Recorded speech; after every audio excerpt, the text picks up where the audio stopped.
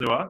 I want to welcome you to our first Is It About a Bicycle? Writers in Conversation that we are presenting. I want to send, first of all, greetings from Miranda Driscoll, who expected to be the one sitting here talking right now, but she is snowed in Vermont and has unstable internet service there. And so she's handed it off back down to Washington, D.C., where I'll pick it up here. This is the beginning, this is the first in a series of conversations we're going to be having by contemporary Irish writers based in Ireland and leaders and experts from a variety of sectors to explore shared interests across disciplines. Couldn't be a better start than this show today, opening with Adrian Duncan, an artist and writer based in Ireland and Berlin. He's also, in his background, he's also been a structural engineer. He's a sculptural artist, filmmaker, video maker, music video maker, and many other things you're going to be hearing about. He's going to be introduced by and discussed with by Michele Horrigan, who is an Irish artist and curator. And she, well, we last saw Michele here in a visit with us, but in an artistic sense back in 2012. So it's very exciting to have you back in Washington, D.C. Oh, sorry, it was 2012. It's great to see you back in Washington, D.C. again. And she runs the Asketon Contemporary Arts in Ireland. Is also editor of ACA Public, a publication venture exploring the many meanings and relations between art in the public realm. So we're going to turn it over to them, and at some point you'll have an opportunity through the chat to send questions in. And I think that's it. So good afternoon, and it's off to Ireland. Thank you, Dennis. Thanks, Dennis. And it's thanks to Miranda for the invite, and thanks to Adrian for prompting Miranda for that very same invite. So it's nice to be here and nice to be back. So I guess this wouldn't be the first time that myself and Adrian have been in conversation, though we were saying it is our first time doing a kind of public event together where we're having a conversation. For me, I guess the first time we met was in Asketon, actually, I think, where Adrian did a residency with us for 1 month back in 2014. So I think what drew me to Adrian's practice was it was extremely multidisciplinary, and also in the sense of outside of a visual arts or a cultural sector, if you like. So I guess to kick this off, I suppose, I think it would be really interesting for people listening in, Adrian, if you spoke a little bit about, I guess, the journey that took you to your first, I guess, publication, the Love Notes from a German building site, and the kind of, because for me, I find that really interesting that you're coming from initially engineering and then moving into this kind of really multifaceted practice. So can you maybe speak a little to that? Yeah, absolutely. Yeah, thank you very much, Michele, and thank you also to Solas Nua for inviting me here to be involved in this lovely project. Yeah, so I suppose the best way to describe it is in a kind of narrative way. So in around 2007, 2008, I was still working as a structural engineer in Dublin. It was around, the boom was still kind of happening, and I was designing buildings, and I was extremely busy in that kind of world. But I'd been working at this stage, between study and work, I've been over a decade working as a structural engineer. And part of me was kind of just looking for some other way, something else. And I realize now what I was looking for was a different way of thinking, but at the time I wouldn't have been able to elucidate that. I just knew it was something different. So I decided to apply. I did two things at once, essentially. I applied for art college, I put together my own portfolio in my apartment in Dublin. And then I also applied to the Irish Writers Centre in Dublin to start doing creative writing courses under the tutelage of an American writer called Greg Baxter, a very talented American writer called Greg Baxter. So I was putting together this portfolio in the last few months of my time as a structural engineer. So I would work all day as a structural engineer, and then at night I'd go home and I put together this portfolio. Not entirely sure exactly what I should be doing or how I should be doing it, but just trying to feel my way into it. So I got accepted into Dún Laoghaire IADT in Dún Laoghaire, to study what's called, it's essentially an undergraduate degree in fine art, but it's called visual arts practice. So it's, but the skills are those of sculpture, of drawing, of painting, that kind of stuff. So these two things that were happening, I need to talk to them at the same time because they're sort of intertwined. So I was 30, I suppose, at this stage. I just turned 30, it was 2008. And when I started doing the creative writing course up in Dublin, up in the Irish Writers Centre, there were two things that struck me very, very quickly. One of which was that Greg recommended when we started these writing courses, which were very, very basic at first, and we started getting a little bit more advanced.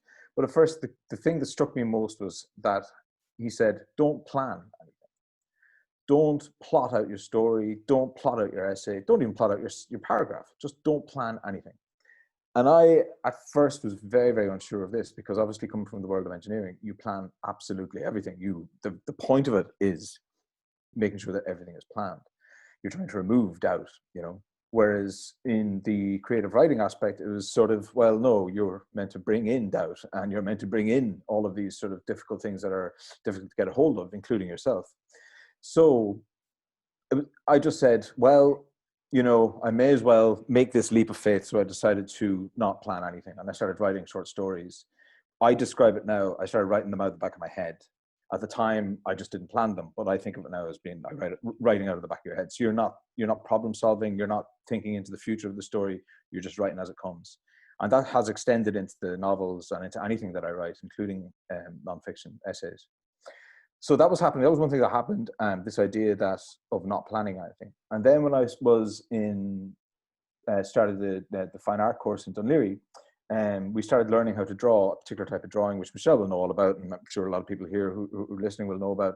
And it's called chiaroscuro. It's when you're kind of modeling, you're drawing with tone as opposed to using delineating shape. And I found, I didn't know what this was, but I got to know it over the course of maybe 2 or 3 weeks of life drawing, which I'm sure Michele will remember are pretty exhausting weeks when you start college. You are floored at the end of a life drawing week. So this idea of chiaroscuro, this idea of drawing without delineation, this idea of feeling your way into problems was really, really, really important at the time.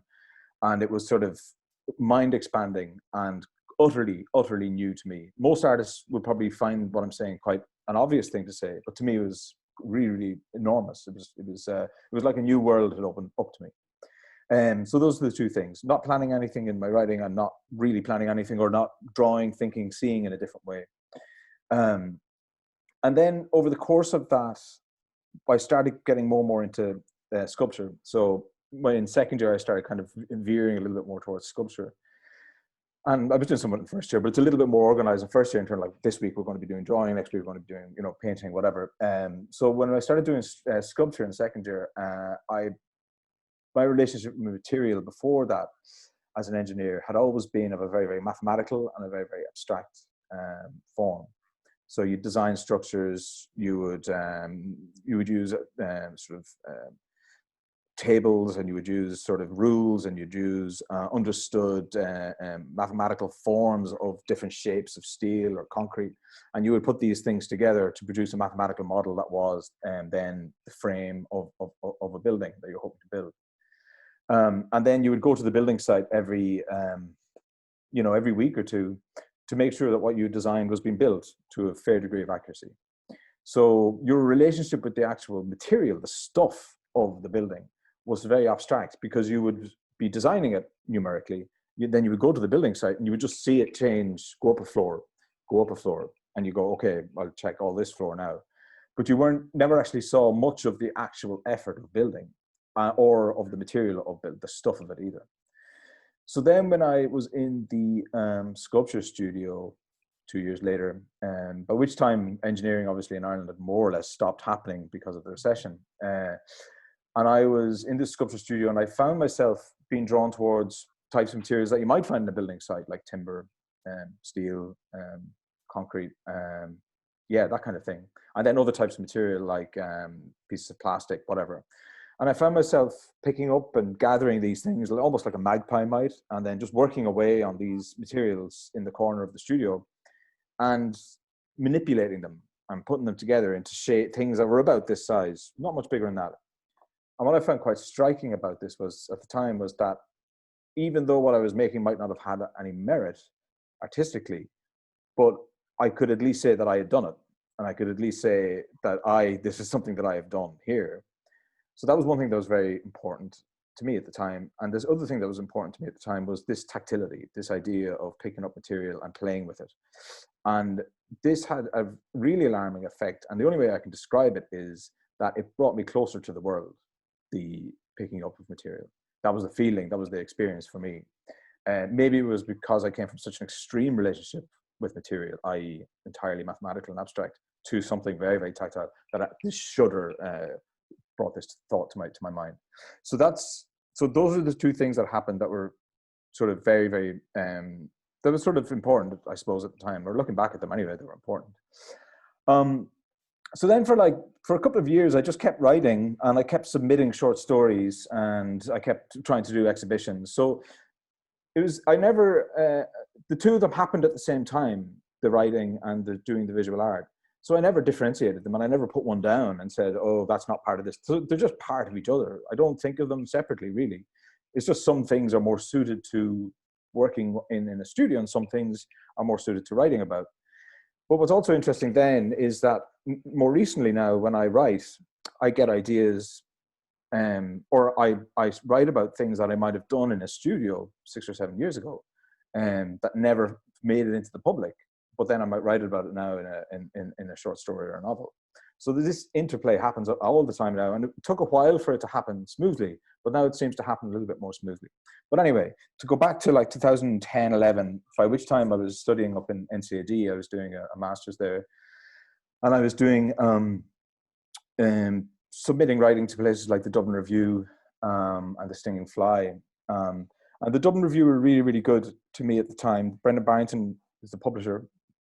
He's also the publisher of Penguin Ireland, which is called Sandy Cove now, but it was called Penguin Ireland when I was coming through. And Brendan, so he'd send in a short story, and Brendan often would come right back to me with the short story and kind of say, here's why I'm not going to take this short story. And for me, who had done the creative writing course in the Irish Writers' Centre, but didn't really have that many peers, having that source of criticism in my sort of early working life was really, really, really important and really, really helpful. So over the course, Adrian, didn't you also, roughly around that time, didn't you also establish paper visual art, which became in itself a platform for artists to embrace their kind of, critical writing, or even, sort of more fictional or literary writing as well? And so it became something, so you became also, as well as being the one who was trying to be facilitated by publishers, you became the facilitator roughly around that time, wasn't it? 2010? That is true. Yeah, that's true. I'd forgotten about that. In 2009, Niamh Dunphy, who's my partner, she set up the paper visual art from her. Basically, it was a website that she did from our kitchen table. And because we were involved, Niamh had originally studied literature, and then she went and studied fine art in NCAD, so printmaking mostly. So she had a very strong relationship with a type of editing, but also a type of production of books. So it was those sorts of things that we were bringing to the table with paper visual art, in terms of how we edited the publication and how the writing that appeared in the publication sounded. So all of this stuff was kind of happening at the same time. Yeah, the paper visual art was a very big project that was going on, and it's still going on. That's, I suppose, one thing that I did an awful lot of at that time, because I was working with paper visual art, was that whilst trying to write nonfiction and fiction, and whilst trying to do exhibitions, I was also writing about shows. I was also trying to write reviews for shows, and I learned an awful lot about looking at art by writing reviews, the kind of patience needed to look at art well, I think, and to produce a criticism or to produce a reflection on it. Mm-hmm. And I was just thinking about that recently, actually, that all that critical, that kind of review writing, and let's say criticism, for want of a better word, all of that stuff has found its way into pretty much all of the novels that I've written so far. Yeah, and the newest one, the one that I've just sent to the press. like for instance, in the Love Notes from a German Building site, there's a scene 2/3 of the way through where Paul looks at the statue of St. George from the, I think it was the 1400s or something like that. It's a timber statue of St. George. And the way that he looks at that sculpture, he doesn't have any access to art history, but he looks at it with the sort of analysis of someone who's going to write a review of it. And that's where that came from. And that kind of closeness of looking came from my experience of writing reviews for years through paper visual art, but also for frieze and sculpture and places like that. So yeah, all of those things are in the mix, and all of those things were being pushed, sort of nudged forward over the course of the last decade. And they're still being nudged forward over the currently. None of them have been dropped. None of those projects have been dropped, and their interconnectedness and overlaying and how they interweave still continues to a large degree. I'd say, yeah. The paper visual art, it's called papervisualart.com. There's a hard copy version, and there's also online.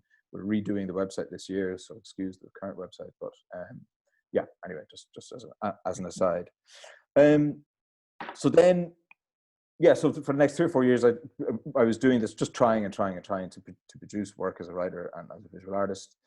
And then in 2013, Niamh, my girlfriend, she got a job at Sternberg Press as an editor. Sternberg Press is a visual art, architecture, critical theory publisher, pretty well-known publisher in Berlin.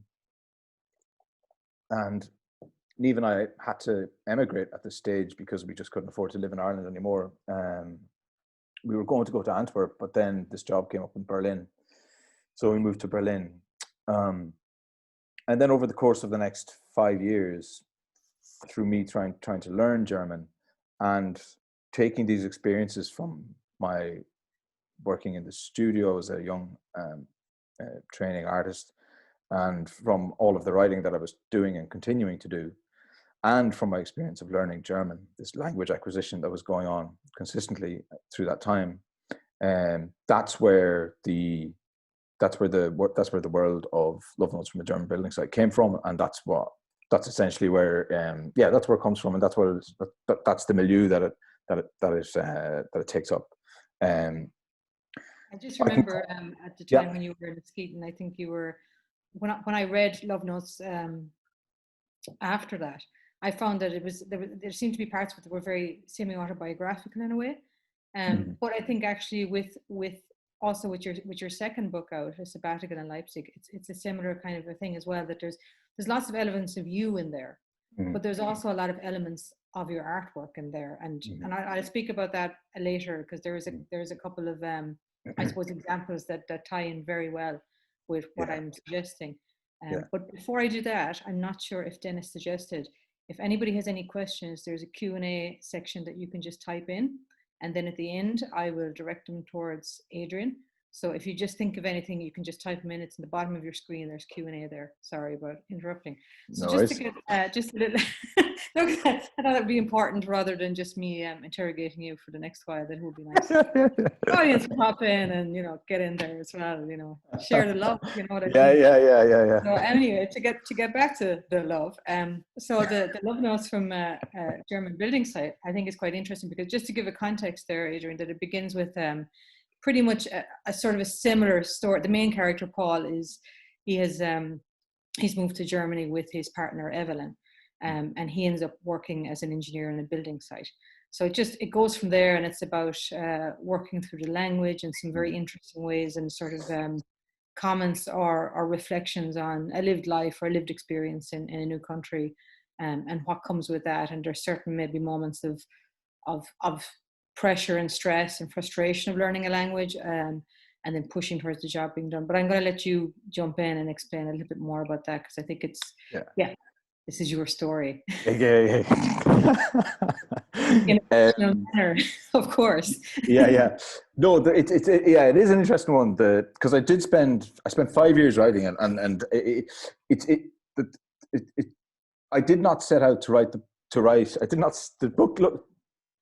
The way the book finished up was not what I did not know it was going to finish up like that.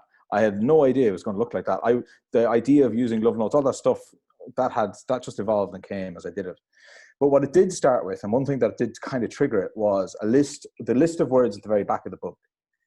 So there's a list of words at the very back of the book, which are building site words, specifically building site words. It's kind of dictionary for a exactly, exactly. And they're pointedly useful. So if you brought that book onto a building site, that list of words would be very, very useful to you if you were working in a German-speaking building site. So that list of pointedly useful words, that's the sort of, when I was reading through this list that I made, I realized that list itself sort of contained a narrative, just the simple words, going from very, very rough work like boring through to more bureaucratic work like filing reports. So that was the kind of journey of the words, and all the things in between, you know, like greetings and other types of things. So that's one part of the book. And then the other part of the book then are the love notes. And the love notes are these things that are essentially distractions. So what's essential to the thing is that this isn't a book that where the viewing or the looking for words happened online, where you type in a word and you get your word up. This happens in a little hand notebook, and which he refers to in the book. Mm-hmm. And it's, you know yourself, when you're looking for a word in a dictionary, there's always some other word where you're like, oh, that's an interesting one, I'll look at that for a while.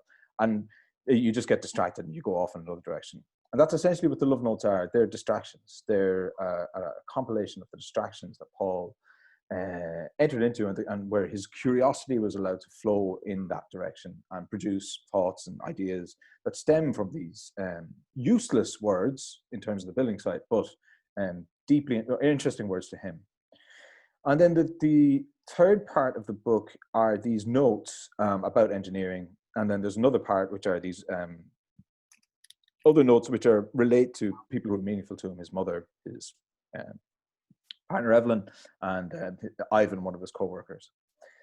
And I think Paul, so the thing that was difficult for me when I was writing the book was trying to find what the form of the book should be.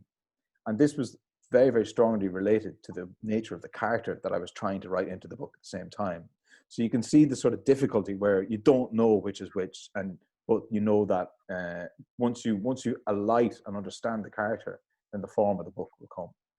So the thing that I started, because originally the love notes was written in three monolithic texts, three parts of just unbroken text essentially, and it was about 86,000 words, and it was a hard read, I'd say, for any of the early readers. I'd say it was tough, boring, outgoing, you know. And it took me ages and loads of rejections to kind of realize that this wasn't working. How do I stay with this? So one thing that struck me about maybe 3 years in, and anyone who studied literature will find this laughable, because I realized that actually there's a unit in literature that's very well known. It's called the chapter. And this to me struck me from like a lightning bolt from the blue. I was like, oh yeah, I could use that unit of literature. I could use that chapter. So I decided to start breaking the book up into chapters just to see if I could make it in any way more digestible. And then I realized that when you start breaking things up into chapters, there's breaks between the chapters. And then I realized that actually into those breaks between the chapters, other things could go, like love notes, like whatever, these kinds of things. And then when I started doing that, then I started understanding Paul a little bit better, the character whose voice goes through the book in the past tense. And I realized that he would probably view this book of 4 or 5 parts. He'd probably see it as a little machine of interlocking parts that move and go, and that somehow are also a novel, but the novel aspect of it is secondary to him. For him, it's a sort of machine that propels itself to the end and tells a story and all these other kinds of things. So once I started realizing that, then the form of the book started coming clear to me. And I remember I sent it to this wonderful writer and someone who I owe everything to, and who barely knew me as well. This is just pure kindness. I'd met her once before on a reading. Her name is Selena Guinness. She's an Irish writer. She wrote a brilliant book called The Crocodile at the Door. It was published by Penguin, I think maybe in the last 6-7 years. Brilliant nonfiction book. And I had met her at a reading. She I don't know, we just got on very well. And I contacted her then a few, maybe 2017 or 18. And I just said, would you mind reading my book? And just, you don't have to read it all, but if you just read some of it and just give me anything that you think that might help. So she, God bless her, agreed to read it. And she came back to me, and we met in Dublin in the Gresham Hotel for a pot of tea. And she sat me down, and I thought the book was well developed at this stage. I was like, yeah, we're on the home run now, you know. And she spent the next 45 minutes with just a list of everything that was not working with this book. But one thing that she alighted on, and it was really, really important, and it's, again, anyone who studied literature will find this laughably basic, but she said, your verbs are lazy. The verbs that you use in this book are really lazy. And what you do is you've got a really bad verb, and then you stuff an adverb behind it to try and give it a bit of life. She said, just use a good verb, and none of this you don't have to worry about the adverbs, and everything will come to life. I was pretty despondent after that meeting. I remember I went back down to Longford to see my parents, and I felt pretty bad. And then the next morning I woke up, and I kind of thought of it in the way it's like, Selena's literally just handed me a whole new set of tools to go at this thing again. So I started again through it, and I looked and I rewrote it essentially with a view to the verbs bringing to life the place. And lo and behold, it was almost magical. The second when I started changing verbs and making them tauter, everything started coming together. I could see him better, and I could see the place better. And then the thing started coming to life, and I could understand him that fraction more as well. And was able to then produce that direct address at the start of the book where he tells you how the book works. So his personality over the course of those 5 years just started becoming clear to me, and it took me that long. And it was that draft then after the draft after Selena. That's the one that Lily Press took in I think 2018. I think it was, yeah. Would you like to read maybe a little from that book? Would that be something that I surely can. Yeah. Yeah. What I can do is just in case that any of the viewers here have not read it, just out there off chance that sure there's no chance of that. Very, very low chance, but just to give them a take. Or yeah. Okay, cool. I actually haven't read this in ages, in a long time. I haven't even looked at it in ages. My God. Okay, so what bit will I read then? I have it here on my computer screen. Well, do you know what I might just do? Actually, just so I might just read the opening section, the introduction. That's really because that's an interesting. It outlines the whole book, and you can see how it. You're kind of providing the book as a tool for somebody as well, I suppose, in a way. Yeah. Okay, that's what I'll do. Okay, so I'll just give it a go. I kept a notebook over the course of the job. I used it to archive the German words I required for communicating with the engineers, tradespeople, and labourers on site. Sometimes when I was looking up a word, I'd spot an unrelated word nearby, become distracted and get drawn off into another part of the dictionary, often getting lost and forgetting my original intention. I put these forays into a section of the notebook that I titled Love Notes. And then there's a list of words. Das Werkzeug, the tool. Das Spielzeug, the toy. Das Zeug, stuff. Zeuge, witness. Zeugen, to father. Zeugen, to testify. Das Zeugnis, evidence. Die Zeugnisfähigkeit, fertility. Die Fruchtbarkeit, fertility. Die Frucht, fruit. I developed an interest in these lists of words, sometimes cross-comparing where I started and where I ended up, sometimes admiring the pivot in the list where the words moved in strange directions. I then began visualizing these lists as a series of arcs with center points located around the object or idea they encircled. These points generated new, if somewhat rudimentary views onto things that up till then I thought I knew well. I began to see the world a little differently. At the end of this book, I've compiled an appendix of what I consider the pointedly useful words I found. If you ever find yourself working on a building site in a German-speaking country, I'd say these words would be of some help. A few weeks back, while looking over the list of nouns and verbs, I realized the order in which they appear also suggests a narrative. I decided to describe what occurred on the building site by using this sequence of words as a guide for my memories. I thought the best approach was to focus on 3 short intervals that occurred during the beginning, November, middle, February, and at the end, May of the contract. These periods of time seemed to me important because they led to a shift in my values and me pursuing a course of action I had hitherto not seen as viable. This account is organized in sections 1.0 to 3.7, and it forms the backbone of the book. While I was writing this, other ideas and items of interest came to mind. 1. Further love notes, similar in character to the one above, but which are expanded upon greatly. 2. A series of missives on particular ideas in engineering that I see as relevant to the text as a whole. 3. Some observations on individuals who are, or who during this time became important to me. They are my girlfriend Evelyn, my old dog Pearl, a labourer on the site called Ivan, and my mother. I've tried to arrange these components in as clear and artful a way as possible. Occasionally they drift into the timescale of the narrative arc, but I have allowed this to occur only when I think it will offer another worthwhile view onto the topic or idea under review. This necessary indiscipline, I hope, will also create some unexpected convergences between the elements. However, I'd imagine if you find any of these convergences satisfying, that it would be more so down to your sensibility for such accidents than mine. I'd forgotten how strange an opening to a book that is.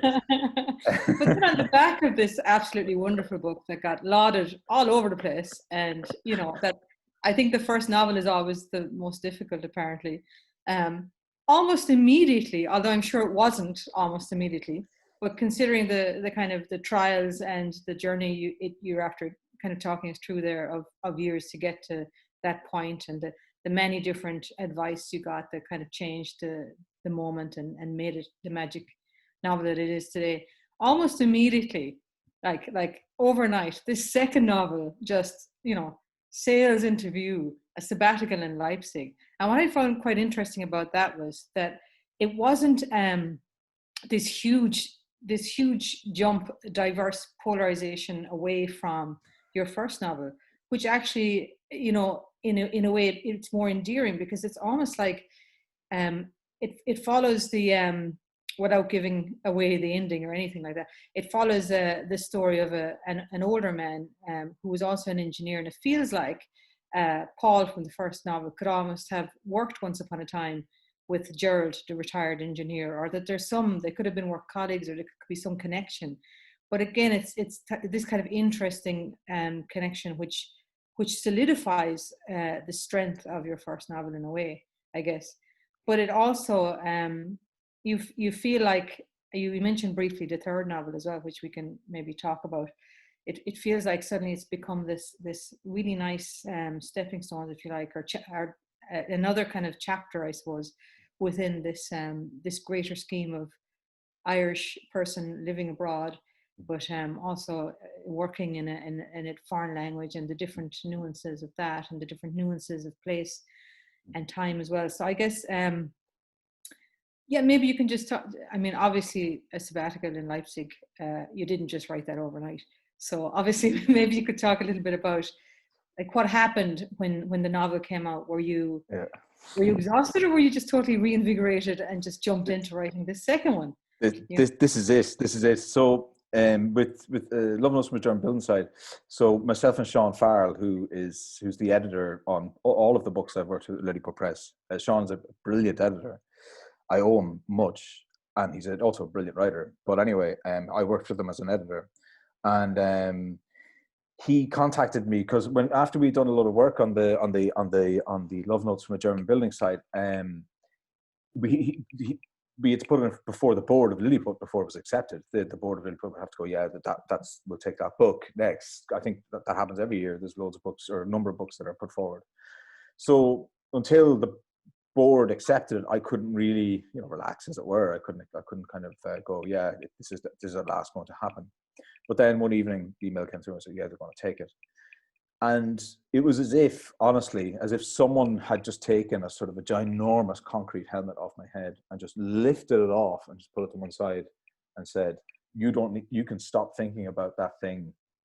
Like, you can stop putting all of your thoughts and all of your life into that thing all the time now.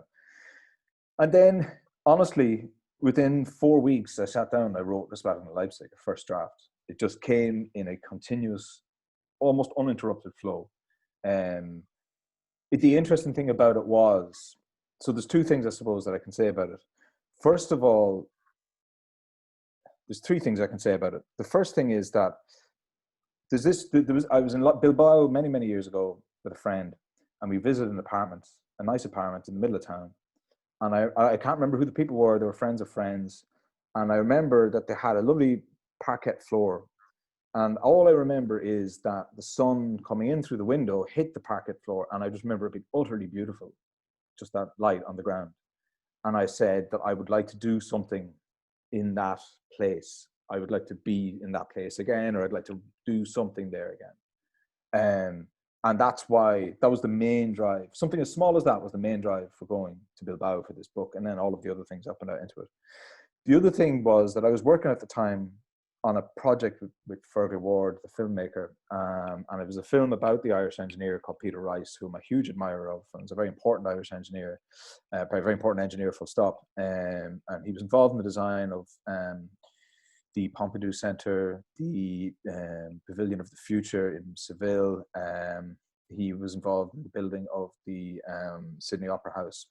Monumentally important postmodern buildings. Basically, he was the engineer that goes through a lot of them. And he wrote this wonderful book before he died in 1992 called An Engineer Imagines. And Fergal Ward and I, in 2018, I think it was, yeah, we had received funding to make a feature-length doc on Peter Rice, which is something that I'd want to do something. I'd written about Peter Rice before and this kind of stuff, and I'd done bits and pieces, but I'd never done a project as committed and as large as this. So one day Fergal said to me, "Look, would you maybe try and write a bit of an intro for the film?" And so I wrote what is essentially the first maybe 8 pages of what is a sabbatical in Leipzig now. I sent it over to Fergal and I said, "What do you think?" He said, he emailed back about an hour later and he said, "Yeah, that won't work for the film." So I just said, "Grand." And then I knew that it came with extraordinary ease, what I had written, and the voice felt very, very, very at home. So then I just sat down for 3 weeks and I wrote the first 2/3 of A Sabbatical in Leipzig, which takes place in an apartment in Bilbao.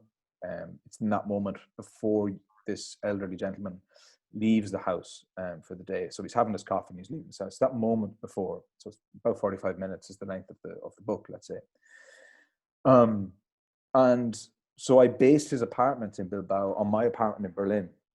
So I was able to navigate fairly easily the shapes. So if you read that book, if you visualize that apartment, it's the shape of my apartment in Berlin, but it's in Bilbao. It's in that golden light in Bilbao.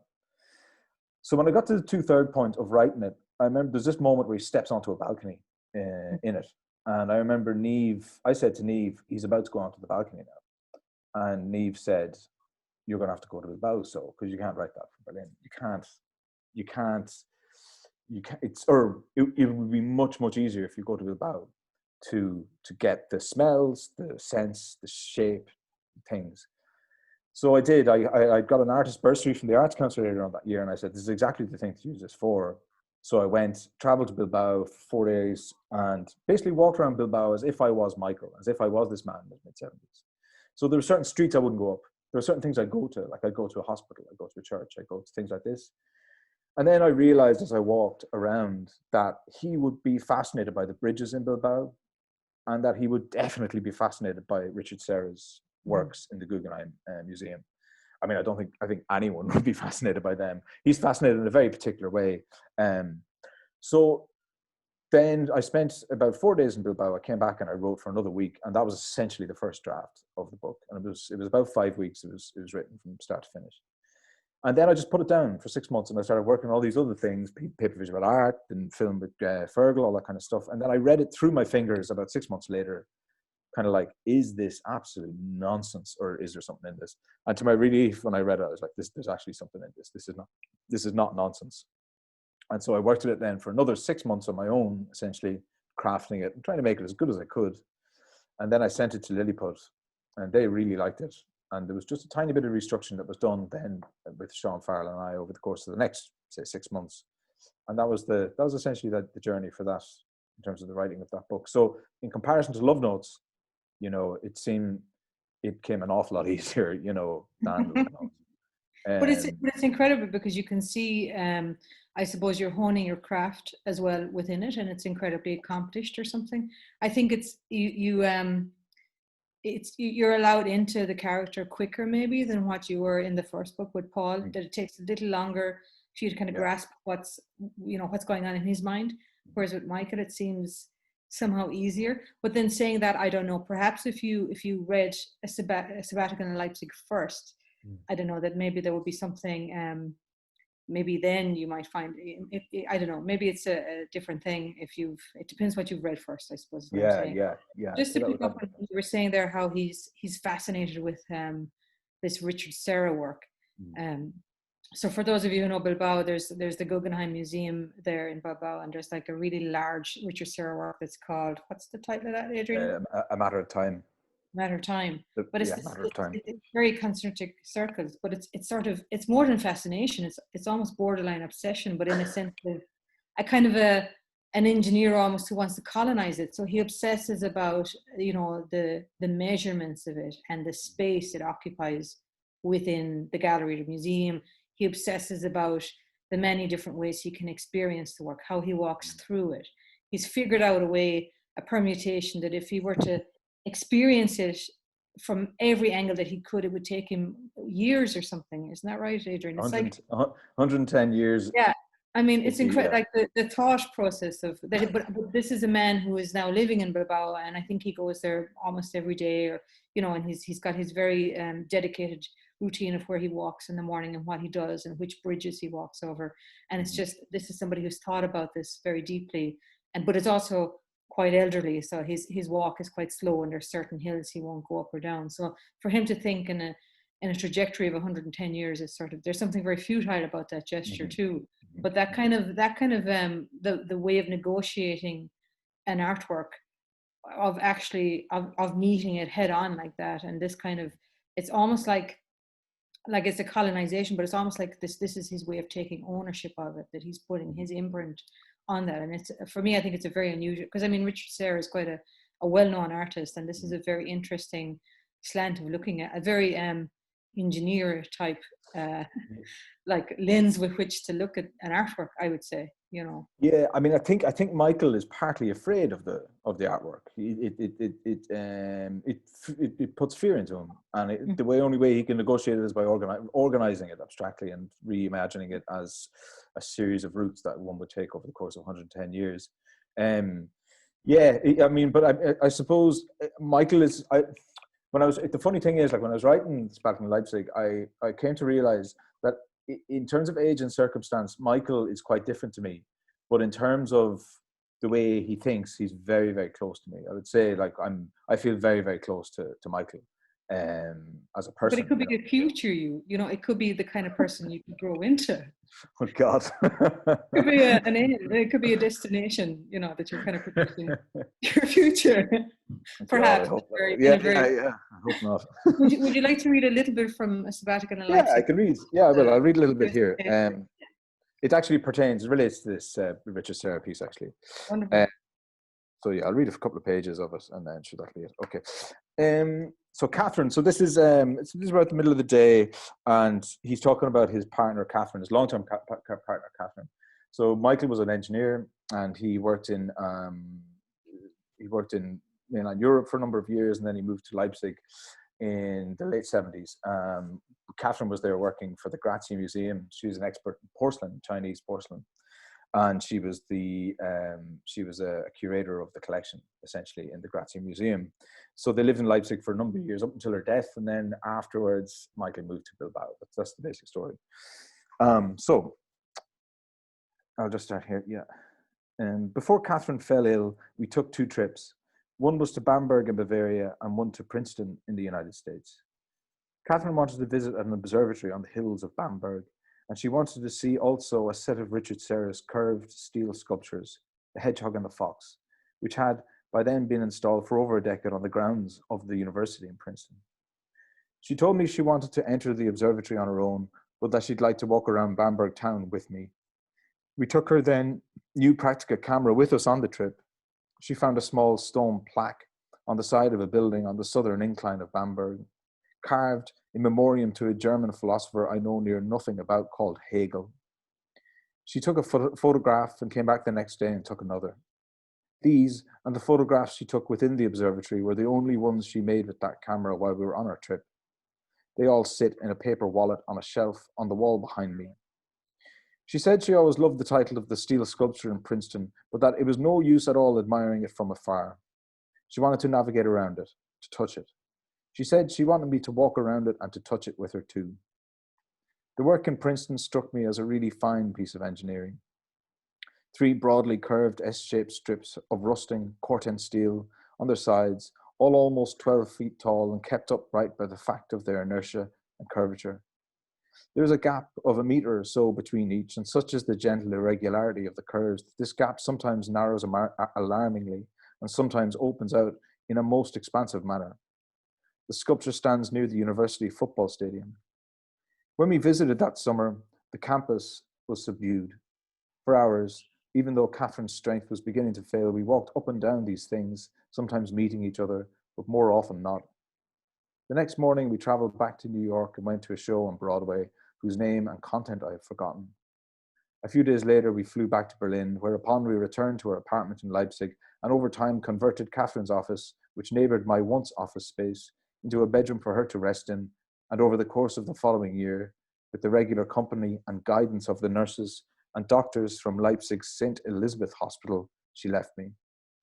Each day during this time, we hugged each other like bewildered children, and I remember us also in calmer moments, watching a VHS recording of a film called The Great Ecstasy of Woodcarver Steiner.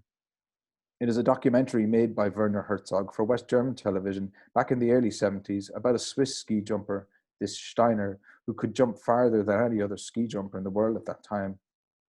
The film is a lovely thing, showing tall, slim competitors taking flight, one after another, soaring through the mountain air and landing sometimes with great grace and sometimes in scared, clumsy, and painful twists, as if they are scrambling desperately after their own centers of gravity.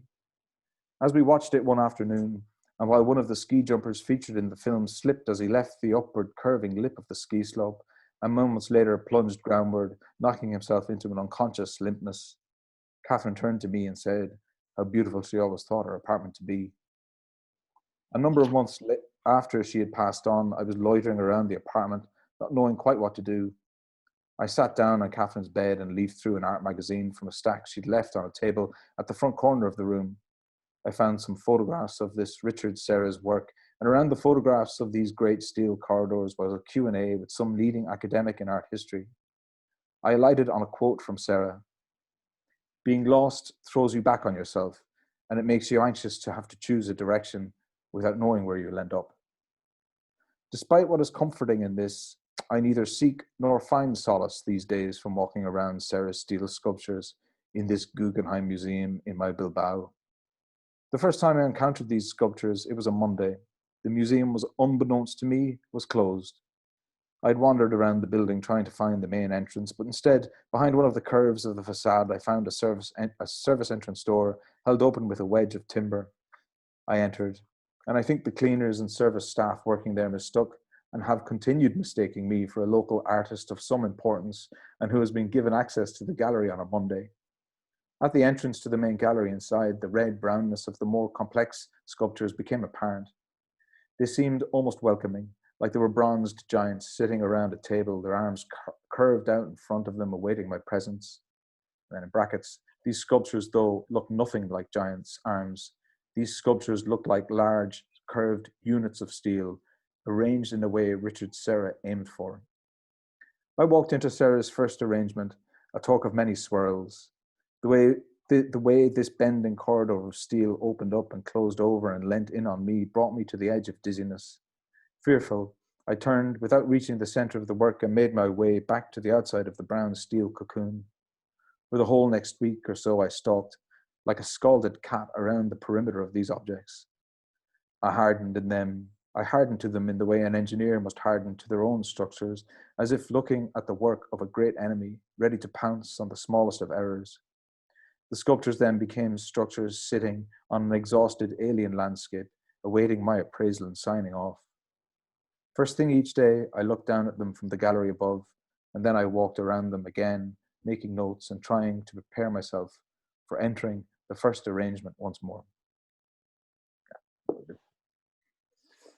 Wonderful. So I think I'm gonna ask maybe one more question, or lead you in one more direction before I have a look and see what questions that our audience are doing. So for those of you who might have dropped in late, there is a Q&A button at the bottom that you can press, and you can just type in what your question is, and then I'll fire them at Adrian there. So don't be afraid, you can ask him anything. He's very open, as you can see. Anything at all, no holds barred here. Yeah. So, so you mentioned there briefly that you have a new book coming out of short stories, but we also had a couple of conversations about a third novel, which I think you mentioned. We did some work together again a couple of years ago, 3 years ago, I think now, called the Algae Summit, which happened on an uninhabited island in the Shannon Estuary, which was again through Escape Contemporary Arts, and it was looking at seaweed harvesting, and I guess also harvesting licenses, etc. And we asked you to come along and literally just write about the experience over the weekend, which you did a stellar job for.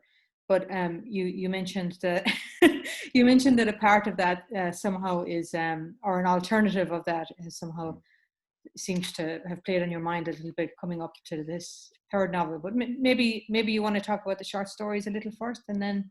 What I'll do is, because the Sabbatic in Leipzig comes out of Love Notes, and Geometer Lobachevsky, which is the third novel, the Geometer Lobachevsky, that comes out of a Sabbatic in Leipzig. So in a Sabbatic in Leipzig, there's a sort of a photograph. It doesn't exist in the real world, but it exists in Michael's world, and it's of himself and three workmen standing in a row with the bog behind them, the Midlands bog, the Bog of Allen, which appears often, I realise now, in the stuff I write. I'm very drawn to that landscape. I'm from County Longford, so the Bog of Allen meets the sort of southern southwestern tip of it. And I'm very drawn to that part of the world for some reason. I can't make sense of it or whatever. I just keep writing about it. But anyway, in the Spelling Leipzig, that photograph is there. It's probably in early 1950s Ireland. And at the start of the Geometer Lobachevsky, the opening sort of introduction is describing that photograph. And then moving past the four people in the front of the photograph and into the land behind them. And that's where into that time and space, that's where the Geometer Lobachevsky happens. And it's around the time when Bord na Móna were developing their power stations and their infrastructures and their housing units and all that kind of stuff. And there's a Russian geometer who has just struck up a professional friendship with one of the surveyors for Bord na Móna, and he's over helping him with this survey. And that's why this Russian person is this guy Lobachevsky is in Ireland. There was a lot of sharing between the 30s and 50s between Ireland, Germany, and Russia of bog technology. So there's a sort of a historic, an actual historic context to the book. The book doesn't stay in that kind of, doesn't stay there for too long.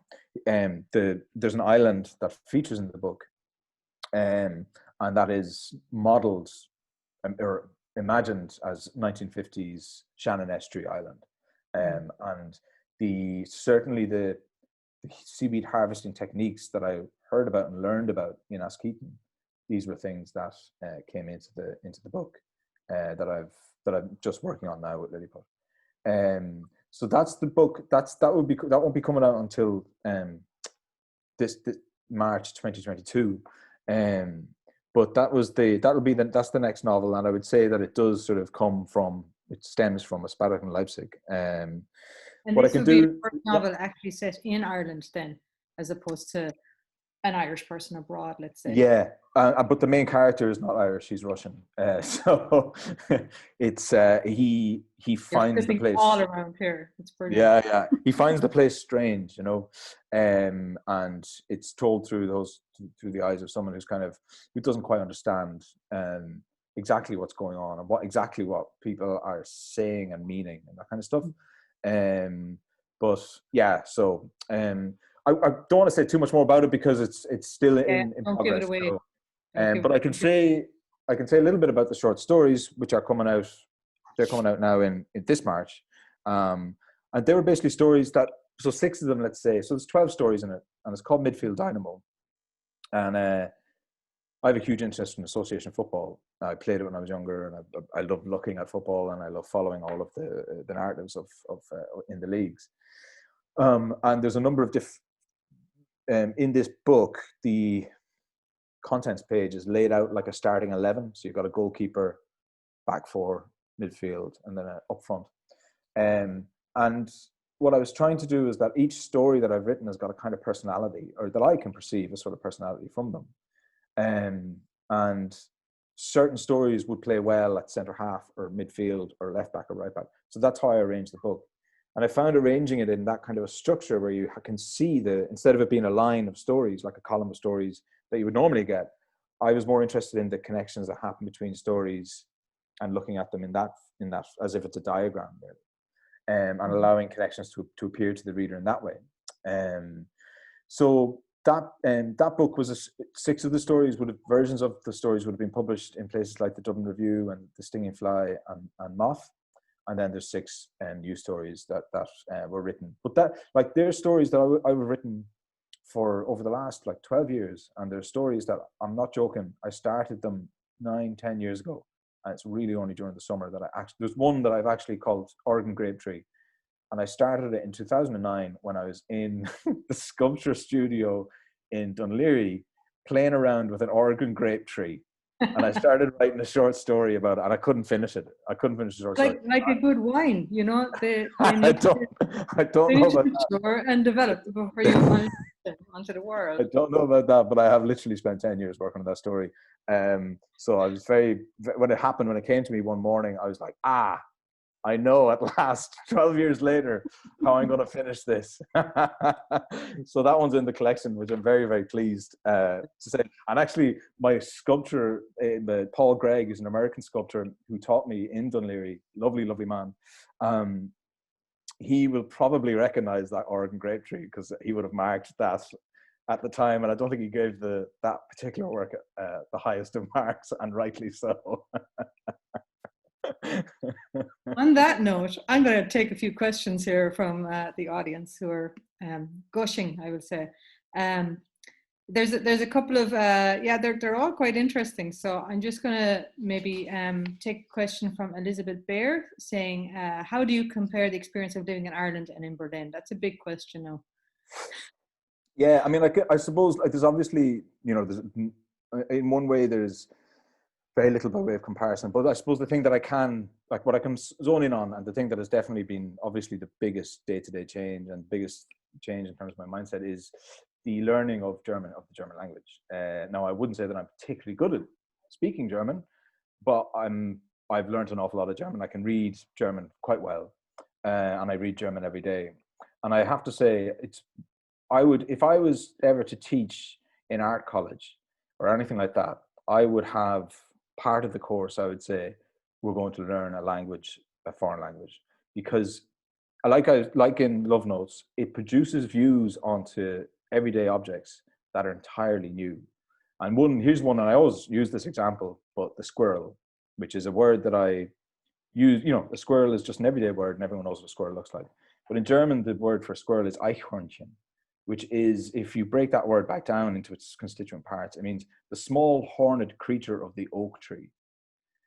That's not necessarily a squirrel anymore. That's a little magic realist thing jumping around in a tree.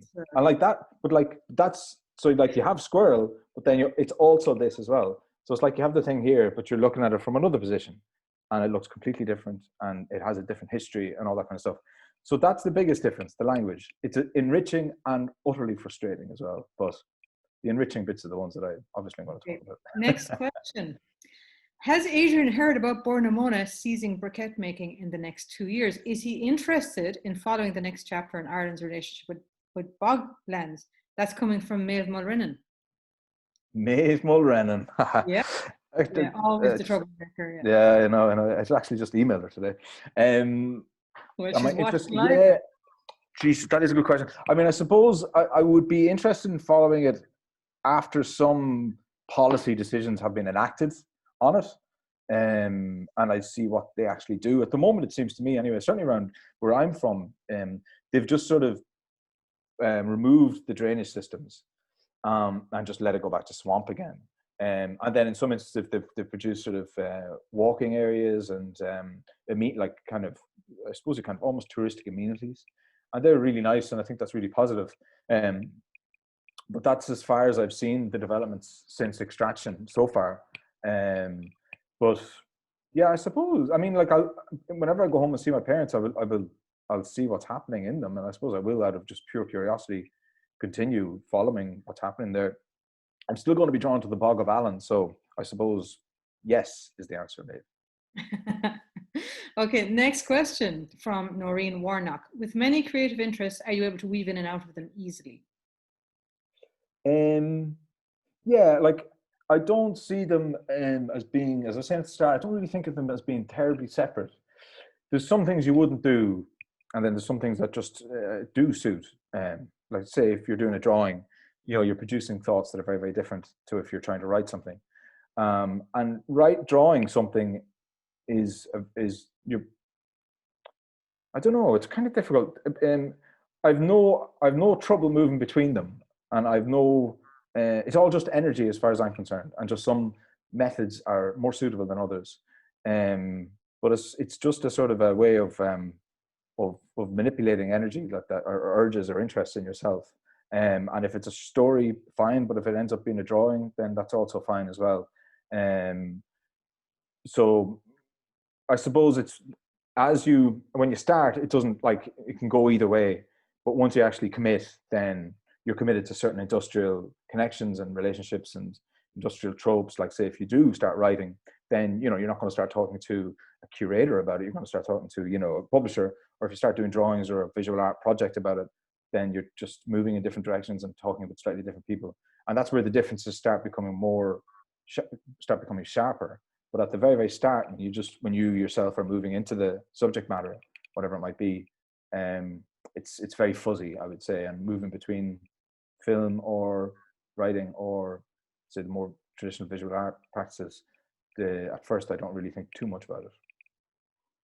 Okay, next question. They're really they're stacking up here now, Adrian. We could be here God. for a couple of hours yet. So from Tom Meenan, your book's Irish-German focus somehow brings to mind Heinrich Boll's Irish Journal. Any comments on that work? Heinrich Boll's The Tigers, what's the name of the Tigers book? The diary. I read it a number of years ago. Actually, when I was in the Heinrich Boll College, I was on a residency there. It was a beautiful, beautiful residency. A wonderful Yes, in Mayo. project. Yeah, over in Achill, yeah. It's McHugh is the name of the guy. I can't remember his first name, but it's brilliant. Yeah, the Tigers book I enjoyed. I remember, I can see some of it now, actually, where he talks about the island doctor. Yeah, to be honest, I read it a number of years ago, and there's only bits of it flickering into my head now. I remember enjoying it at the time. I don't have any. I hadn't. I would say probably. Yeah, no, I don't. I'd only be making up an answer now if I started. I don't know it well enough to be able to talk about it. Sorry. I love that. Sorry, I don't need to make it up an answer, so see, coming from a fiction writer, yeah. Anyway, the next question sorry, I can't answer that. It's a bit of a controversial one here from Paula Duver. What do you feel about the college in Dún Laoghaire, which I think started from small beginnings some years ago? Any feelings on how it compares with NCAD? It's all yours. Jesus. Well, I happen to know the director of IADT fairly well, so obviously it's brilliant. I had a really, really good education there when I was there I was there for 2 years, studying the visual arts practice, and it blew my head open. So I don't know what more I could ask from an experience of education. In that instance, I only have positive experiences from there. And then when I studied in NCAD, I did a course called Art in a Contemporary World, which was a mix between sort of making and writing and studying. And when I say studying, I mean like a more kind of theoretical kind of interaction with the art world. So the course was just way, way different. It was a very, very different kettle of fish. So I wouldn't really be able to compare the experiences because the courses themselves that I was doing were so different in their aims and in their in all those senses. So I don't mean to jump. I am basically fudging, but I really couldn't. I couldn't really make a distinction because what I did was so different in both. They were both very good though. That's incredibly diplomatic, and in another lifetime you could be a politician perhaps. Anyway, for the final question, which comes from the very wonderful Tom Creed, can you speak a little about your writing for film? I'm specifically thinking of The Soil Became Scandinavian, which I saw at Eva.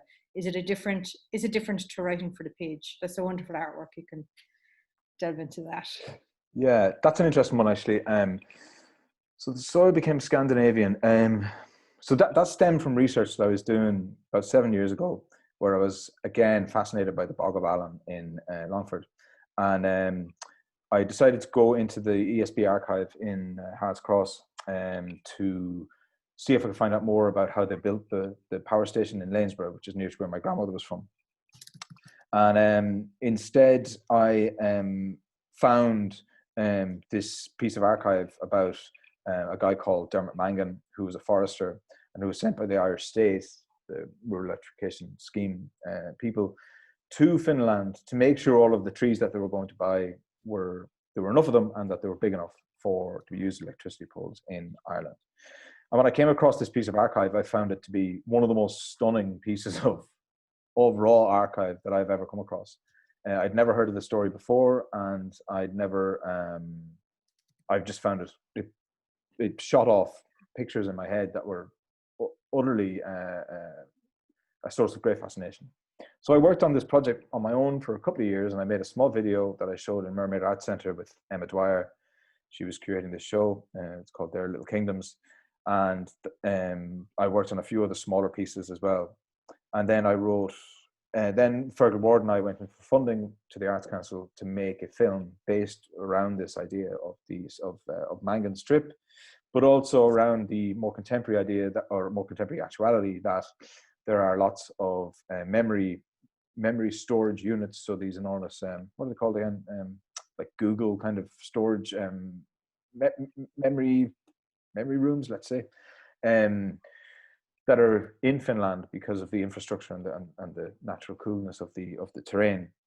So we decided to just bring these two enormous spaces, the historical physical one of Mangan and the physically smaller, but in memory terms far sort of larger, let's say, of these data centers into play, and that we just overlaid them. So in terms of writing, the main writing for that was really in the proposals and in the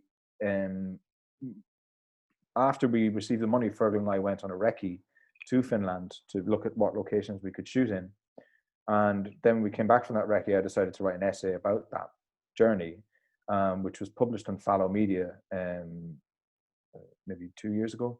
So that was a piece of writing that came out of it.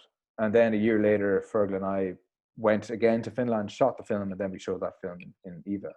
So for the actual film itself, there's not a huge amount of writing in the film. And we were led by what we shot. But what was really important in The Soil Became Scandinavian was that we were trying to defer narrative all the time. So there's never any sense of arrival. It's always undercut with going somewhere else or shifting into a different position. So it's as if Mangan, or whoever this character is that you want to imagine, is sort of trapped in a sort of a loop. And the work is a looped work that you come in and walk around and then leave.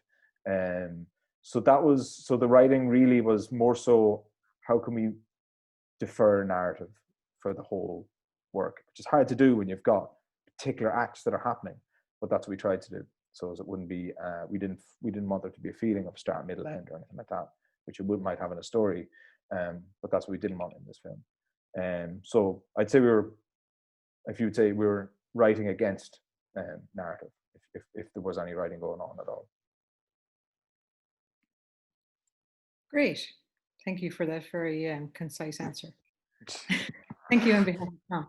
I think we're going to leave it there because I think, we could probably go on for, well into tomorrow night, not to mind this evening, but thank you everybody for tuning in. We had quite a large audience there, and thank you to Solas Nua for hosting us. Thanks to Adrian for being so candid about his answers through it all. And the process of becoming a published writer is quite, it seems quite arduous, but also, yeah, very satisfying, I would imagine, at the end of the day. Adrian, your books are available from Lilliput Press and Zeus. Am I right in saying that? Oh yeah, ahead of Zeus. Yeah, I mean, yeah. Lilliput Press. Lilliput Press. Go to Lilliput Press and put lots of books in your shopping cart. And then your newer book, The Short Stories. What's the title of that? That's out in March. Yeah, Midfield Dynamo, and that's out in March this year. Brilliant, brilliant. Okay, so we'll leave it at that. Thank you, everybody. It was great. Thank you, everyone, for popping in. Yeah, it's lovely. I really appreciate the support, and I hope it was enjoyable, the chat. Michelle was brilliant. I hope I hope my part of it was good. Brilliant. Okay. Thank you. Bye, everybody.